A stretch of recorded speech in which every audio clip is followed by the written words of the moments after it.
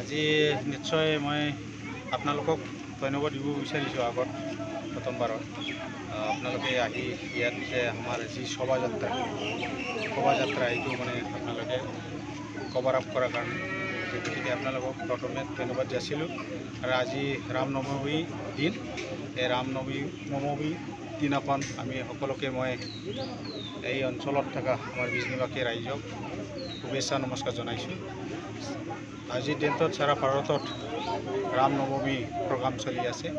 এই গতিকে আজিও আমাৰ এই ২ নং বেটাগাঁও ৰবিদাস বস্তিত আজি ৰামনৱমী উপলক্ষে আমাৰ বজৰং দলৰ চিৰাং জিলা কমিটিৰ সহযোগত আজি শোভাযাত্ৰা উলিয়াইছে। তেখেতসকললৈ ধন্যবাদ জনাইছোঁ। আজি আমাৰ ধৰ্ম ৰক্ষাৰ ক্ষেত্ৰত যি ব্যক্তিয়ে সাৰা ভাৰতবৰ্ষৰ সংস্কৃতিৰ কাৰণে তেখেতে মানে এজন আদৰ্শবান এজন প্ৰভু হিচাপে তেখেতে মানে জনাজাত। সেই গতিকে আজিৰ দিনটোত এইটো প্ৰগ্ৰাম আমাৰ এই অঞ্চলৰ ৰাইজে শোভাযাত্ৰা উলিয়াইছে ধৰ্ম জাগৰণ কৰাৰ কাৰণে। এই গতিকে মই সকলোকে ধন্যবাদ জনাইছোঁ। মই বিশেষ ক'ব নাযাওঁ, কাৰণ অলৰেডি আমাৰ বজৰং দলৰ তেখেত সন্মানীয় ব্যক্তিয়ে অলৰেডি ধৰ্মৰ পক্ষে বা কিয় ওলাইছে এইটো প্ৰগ্ৰাম এইটো অলৰেডি কৈ গ'ল। সেই গতিকে মই বিশেষ ক'ব নাযাওঁ, এইখিনি ক'লোঁ। দৈনিকত মই ইয়াত জাষ্ট মানে পাৰ্টিচিপেট কৰাৰ কাৰণে আহিলোঁ আমাৰ বন্ধু তেখেতসকলৰ লগত, ৰাইজৰ লগত। এইখিনি ধন্যবাদ।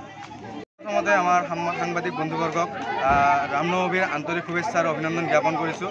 লগতে আমাৰ সনাতনী ভাই ভনী দাদা বাইদেউ সকলোকে ৰামনৱমীৰ এই শুভক্ষণত সকলোকে আন্তৰিক শুভেচ্ছা আৰু অভিনন্দন জ্ঞাপন কৰিছোঁ।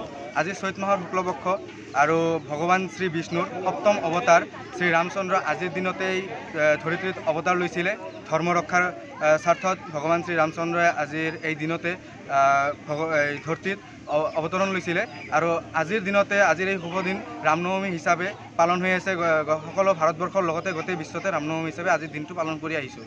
আৰু আজিৰ দিনত আমাৰ ২ নং ভেটাগাঁও ৰবিদাস বস্তি শ্ৰী শ্ৰী ৰাম মন্দিৰ পূজা কমিটিৰ উদ্যোগত আৰু আন্তঃৰাষ্ট্ৰীয় হিন্দু পৰিষদ, ৰাষ্ট্ৰীয় বজৰং দল আৰু ৰাষ্ট্ৰীয় ছাত্ৰ পৰিষদৰ সহযোগত আমাৰ আজিৰ এই বিশাল শোভাযাত্ৰা আমি আয়োজন কৰিছোঁ। আৰু আজিৰ এই শোভাযাত্ৰাত সকলোৱে জাতি বৰ্ণ নিৰ্বিশেষে সকলোৱে আহি আমাৰ লগত আজি ইয়াতে একগোট হৈছে।